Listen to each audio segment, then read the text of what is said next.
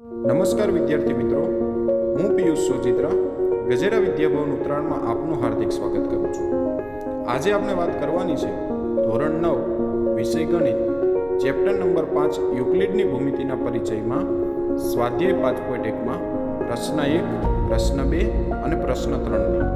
તો ચાલો શરૂ કરીએ આજનો આ વિડીયો લેક્ચર। તો વિદ્યાર્થી મિત્રો, વાત કરવાની છે આજે ચેપ્ટર 5 સ્વાધ્યાય 5.1માં પ્રશ્ન નંબર 1ની। તો ચાલો, પ્રશ્ન 1ની સૂચના એવી છે કે નીચેના વિધાનોમાંથી કયું વિધાન સાચું છે અને કયું વિધાન ખોટું છે તેની ચર્ચા કરો। તો પહેલી રકમ એવી છે કે એક બિંદુમાંથી પસાર થતી માત્ર એક જ રેખા દોરી શકાય। તો એક બિંદુમાંથી પસાર થતી હોય એવી એક બિંદુ આપણે રચીએ કે આ એક બિંદુ છે, તો એક બિંદુમાંથી પસાર થતી આપણે અસંખ્ય રેખાઓ દોરી શકીએ। આ 1, 2 રેખા, 3, 4 असंख्य रेखाओं आपने रची शकीए छीए। तो आ विधान केवुं आवशे? असत्य आवशे। केवुं आवशे? असत्य। के एक बिंदुमांथी पसार थती तो असंख्य रेखाओं मळी शके छे। त्यार पछीनी रकम छे के बे भिन्न बिंदुओमांथी पसार थती असंख्य रेखाओं दोरी शकाय। तो बे भिन्न बिंदुओ होय, बे भिन्न बिंदुओ एटले के आपणे कोई बे भिन्न बिंदुओ लई ले, बे भिन्न बिंदुओमांथी पसार थती असंख्य रेखाओं आवशे। तो असंख्य रेखाओं नहीं, परंतु बे भिन्न बिंदुओमांथी मात्र एक ज रेखा आपने दौरी शकीए। के अहींथी आपने दौरीए तो एक रेखा दौराय। असंख्य रेखा एक बिंदुमांथी असंख्य थशे, अहीं एक बिंदुमांथी असंख्य थशे, पण बे भिन्न बिंदुमांथी एक ज रेखा दौरी शकाशे। तो आ विधान पण केवुं थशे? आ विधान पण असत्य थशे। त्यारबाद त्रीजा खरा खोटानी रकम छे के एक शांत रेखाने बंने तरफ अनिश्चित रीते लंबावी शकाय। एक शांत रेखा होय, धारो के आ शांत रेखा छे, तो तेने बंने तरफ आपने अनिश्चित रेखा, शांत रेखा एटले तो खबर ज छे के युक्लिड शांत रेखा शब्द रेखाखंड ने कहेता हता। तो रेखाखंड एक रेखानो ज भाग छे। तो आ रेखाने तमे अनंत सुधी अनिश्चित रीते लंबावी शको। आवुं युक्लिडना बीजी पूर्वधारणामां कीधेलुं छे। अने युक्लिड बीजी पूर्वधारणामां शांत रेखा शब्द ए रेखाखंड माटे वापरता हता। तो आ विधान केवुं आवशे? सत्य आवशे, कारण के पूर्वधारणा 2 आ टाइपनुं सूचवे छे, युक्लिडनी पूर्वधारणा।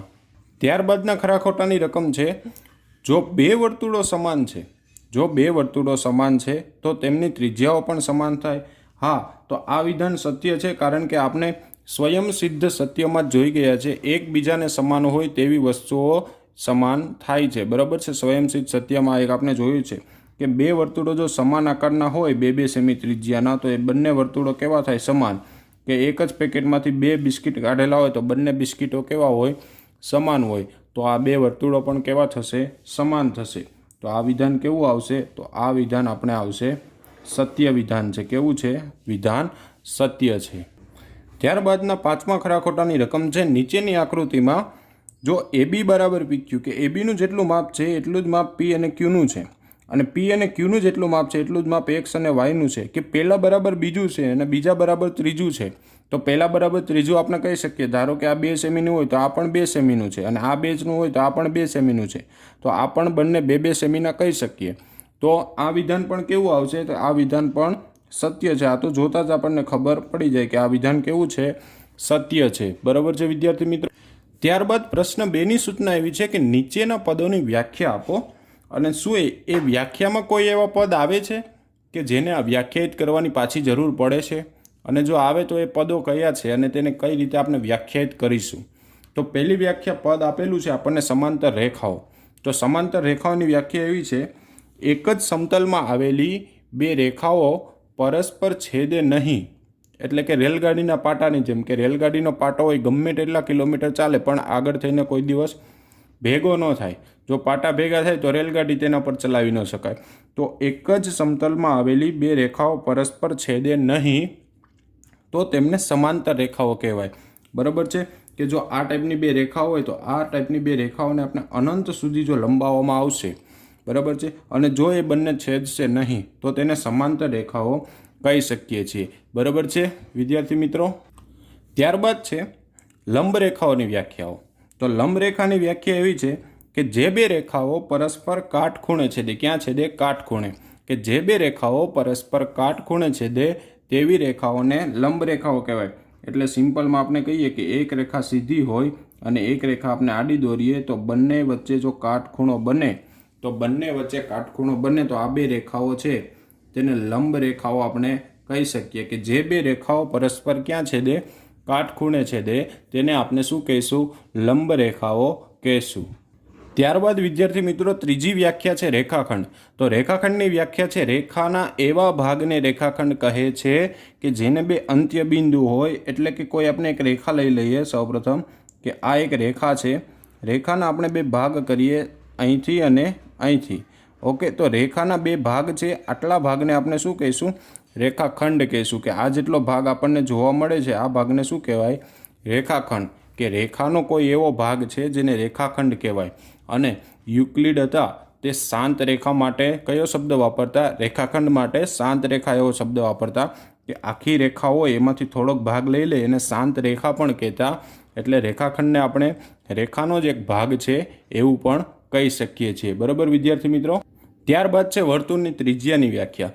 વર્તુળની ત્રિજ્યાની વ્યાખ્યા અત્યાર સુધી મિત્રો તમે ભણ્યા ઘણી બધી વ્યાખ્યા આવી ગઈ કે વર્તુળના કેન્દ્રથી વર્તુળની ધાર સુધીના અંતરને અથવા વર્તુળના કેન્દ્રથી વર્તુળની ધાર સુધી જોડતા એક રેખાખંડને વર્તુળની ત્રિજ્યા કહેવાય. ઘણી બધી વ્યાખ્યાઓ જોઈ છે.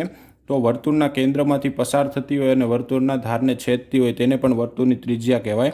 તો આપણે લઈ લઈએ સિમ્પલ વ્યાખ્યા છે કે વર્તુળના કેન્દ્ર અને વર્તુળની ધારને જોડતો એક રેખાખંડ હોય તેને શું કહેવાય? તો વર્તુળની ત્રિજ્યા કહેવાય. કે આ એક રેખાનો ખંડ છે તેને વર્તુળની શું કહેશું? ત્રિજ્યા. ઓકે, તો આ છે વર્તુળની ત્રિજ્યાની વ્યાખ્યા કે વર્તુળના કેન્દ્ર અને વર્તુળની ધાર પરના કોઈ બિંદુને જોડતો રેખાખંડ હોય તેને વર્તુળની ત્રિજ્યા કહેવામાં આવે છે.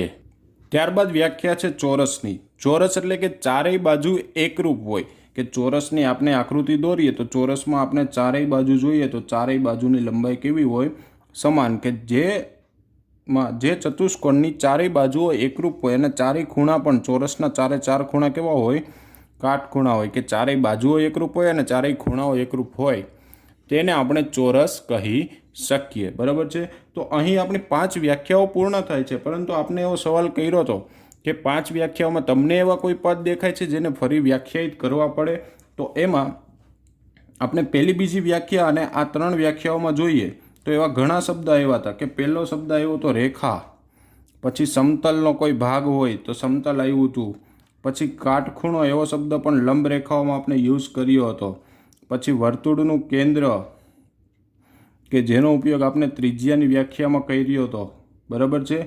પછી વર્તુળના કેન્દ્ર, ત્યારબાદ પરિઘનો પણ આપણે ઉપયોગ કરેલો હતો. અને આવા ઘણા બધા જે શબ્દો છે કે આપણે અહીંયા કહી શકીએ કે જેની ચારેય બાજુ એકરૂપ હોય, ચારેય ખૂણા એકરૂપ હોય તેવા ચતુષ્કોણને ચોરસ કહેવાય. તો ચતુષ્કોણ પણ આને કહી શકાય. તો આપણે ચતુષ્કોણની વ્યાખ્યા પણ આપી શકીએ, પણ આપણે અહીં આટલી જ વ્યાખ્યા રાખીએ છીએ કે રેખા, સમતલ, કાટખૂણો, વર્તુળનું કેન્દ્ર, પરિઘ આ બધાને આપણે વ્યાખ્યાયિત કરવાની જરૂર પડે છે. પરંતુ આમાં આપણે જોવા જઈશું તો રેખા અને સમતલ તો બંને અવ્યાખ્યાયિત પદ છે, એક પરિમાણ ધરાવતી આકૃતિઓ છે.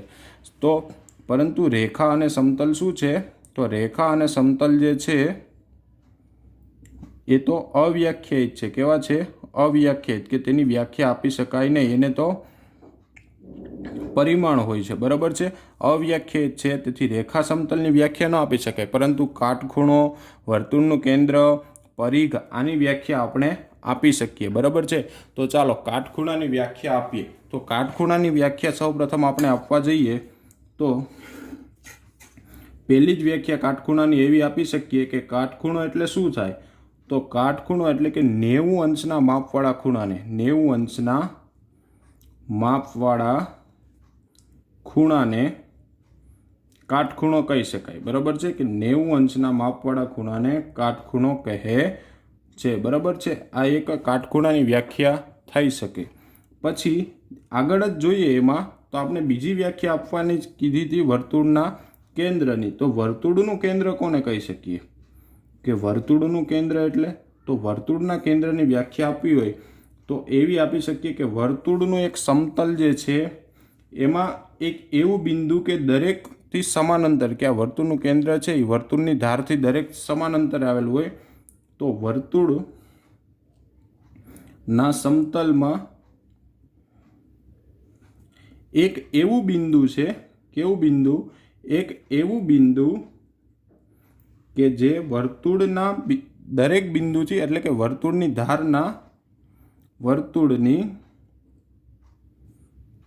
ધારના દરેક બિંદુથી સમાન અંતરે આવેલું હોય. કેવા અંતરે? સમાન અંતરે આવેલું હોય, જેને વર્તુળનું શું કહેવાય? કેન્દ્ર કહેવાય. તો આપણે આવી વ્યાખ્યા આપી શકીએ કે વર્તુળનું કેન્દ્ર છે આ ધારથી આપણે માપીએ તો આ ધારથી દરેક જગ્યાએ સમાન અંતર જ એનું આવે છે. બરાબર છે. તો આને વર્તુળનું શું કહી શકીએ આપણે? કે આ વર્તુળનું કેન્દ્ર થશે. બરાબર વિદ્યાર્થી મિત્રો. અને ત્યારબાદ આપણે વાત કરી હતી પરિઘ. તો પરિઘની વ્યાખ્યા એટલે એવી આપી શકીએ કે પરિઘ એટલે શું થાય? તો કે વર્તુળની પરિમિતિ, વર્તુળની ધાર, કે વર્તુળની પરિમિતિને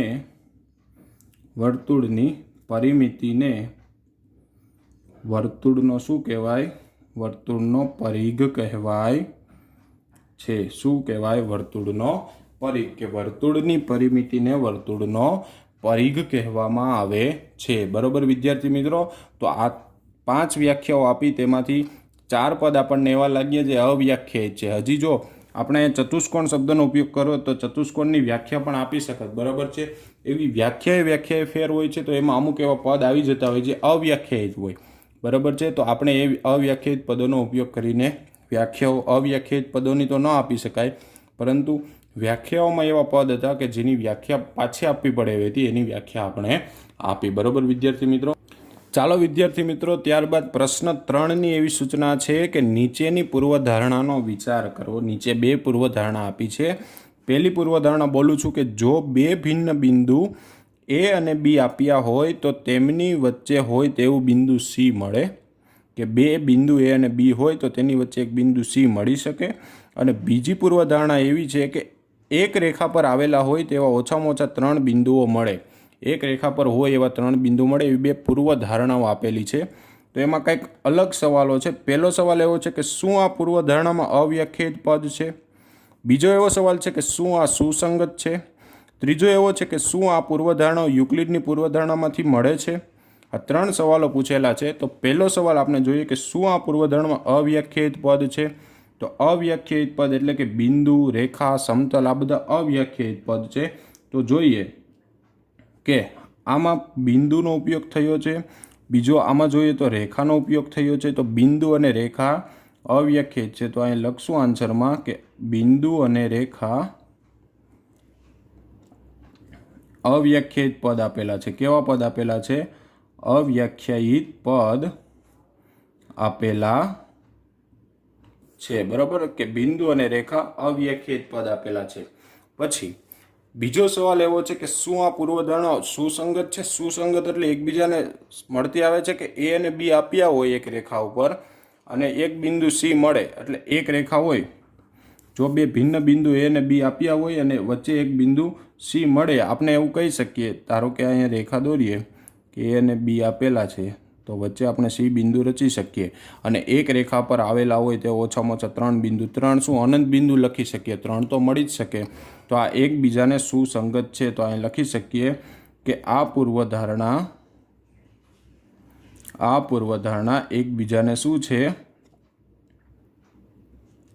સુસંગત છે. કેવી છે? સુસંગત. એકબીજા ઉપર શું કરે છે? આધાર રાખે છે. બરોબર વિદ્યાર્થી મિત્રો. ત્યારબાદ ત્રીજો સવાલ છે કે શું યુક્લિડની પૂર્વધારણામાંથી આ મળે છે? તો ચાલો પહેલાં તો પૂર્વધારણા સ્પષ્ટ કરીએ. તો પહેલી પૂર્વધારણામાં એવું કહે છે કે A અને B આપેલા હોય અને તેની વચ્ચે બિંદુ C મળે, એટલે કે AB-ની વચ્ચે બિંદુ C મળી શકે, આવું પૂછેલું છે. અને બીજી પૂર્વધારણામાં એવું પૂછેલું છે કે એક રેખા પર આવેલા હોય કે એક રેખા પર આવેલા ન હોય, એવું પૂછ્યું છે કે એક રેખા પર ન હોય તેવા ઓછામાં ઓછા 3 બિંદુ મળે. હા, એક રેખા હોય કે અહીંયા એક રેખા પર AB હોય, એક બિંદુ બહાર આવી શકે, કે એક રેખા પર ન હોય, એક બિંદુ બહાર હોય, એવા પણ 3 બિંદુ મળી શકે. તો આ જે પૂર્વધારણા છે એ યુક્લિડની પૂર્વધારણાને મળતી નથી આવતી, પરંતુ પૂર્વધારણા 5.1 યુક્લિડની પૂર્વધારણામાં એક પેટા પૂર્વધારણા છે કે પૂર્વધારણા 5.1, કે પૂર્વધારણા 5.1ને આ પૂર્વધારણાઓ શું કરે છે? મળતી આવે છે, બરાબર। તો આપણે અહીં લખશું કે આ પૂર્વધારણા યુક્લિડની પૂર્વધારણાને મળતી નથી આવતી।